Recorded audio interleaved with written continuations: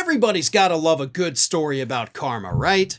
Well, as we all know, for many years now, Republicans have been out there on a crusade against drag queens because they believe that for some reason drag queens are actually a threat to our children, even though one of the biggest threats to our children, based on reports all over the country for many, many years now, is actually coming from organized religion.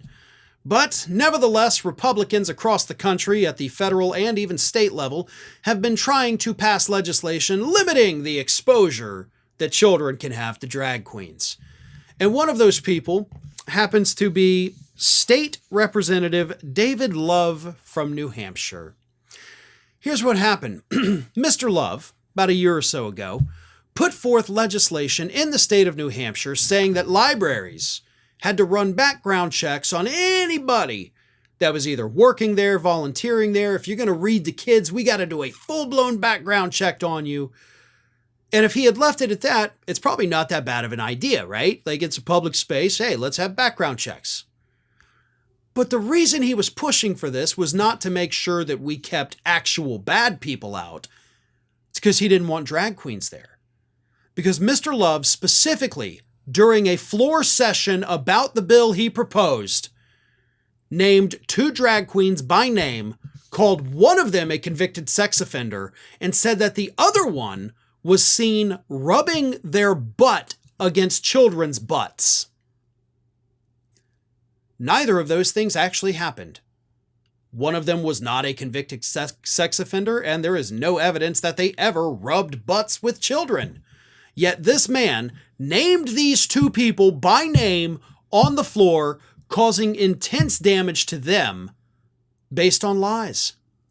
And now, State Representative Love has to pay each of them $100,000 to settle the defamation claims that they made against him.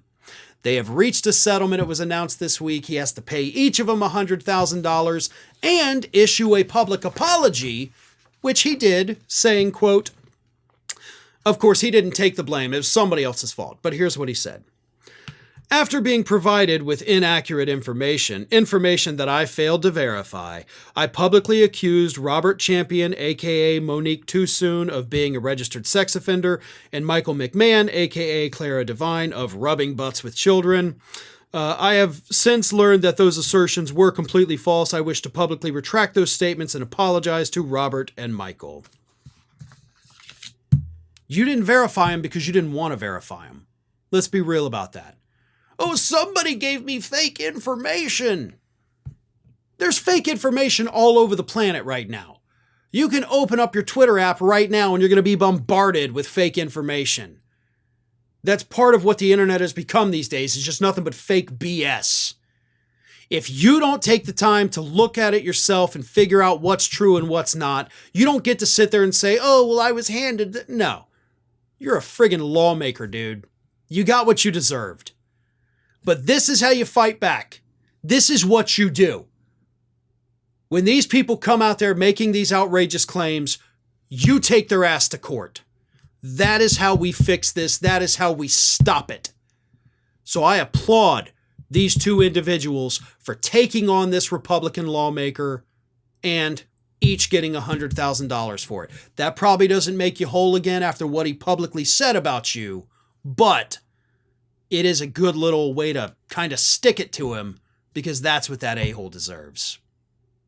Well, folks, we have crossed that 1 million subscriber milestone, but rest assured, we are just getting started here at Ring of Fire. So if you're not already, please do subscribe to the channel and make sure to like, share, and comment on the videos.